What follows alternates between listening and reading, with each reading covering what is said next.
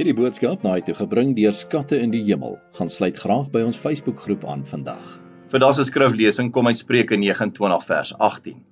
Waar die wil van die Here nie bekend gemaak word nie, verwilder 'n volk. Dit gaan goed met elkeen wat die wet van die Here onderhou.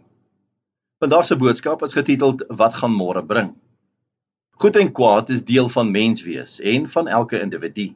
Mense is in staat tot groot dade van ontferming, welwillendheid en liefde, maar hulle is ook in staat tot bandeloosheid en wreedheid wat alle verstand te bowe gaan.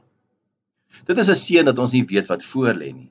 Dit dwing ons om op te kyk na 'n liefdevolle Vader, want slegs geloof in hom help ons om die storms van die lewe te trotseer. Ons vers vir vandag bevestig 'n belangrike Bybelse waarheid. 'n Volk sonder geloof in die wil van God is 'n bandelose volk waar mense nie meer die wet van die Here onderhou nie. Hulle is verlore sonder God.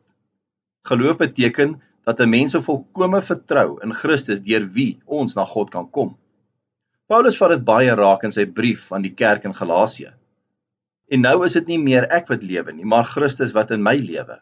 Die lewe wat ek nou nog hier lewe, leef ek in geloof in die Seun van God, wat sy liefde vir my bewys het deur sy lewe vir my af te gelê. Dit is Galasiërs 2 vers 20.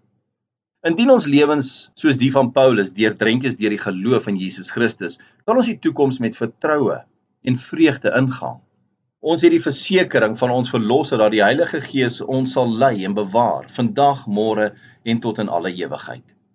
Kom ons bid saam.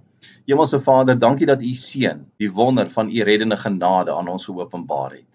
Verander ons deur U Heilige Gees sodat ons U waarlik kan eer en verheerlik. Ons bid dit in Jesus naam. Amen. As jy soortgelyke boodskappe wil ontvang Maandag tot Vrydag, sluit aan by ons WhatsApp broadcast groep.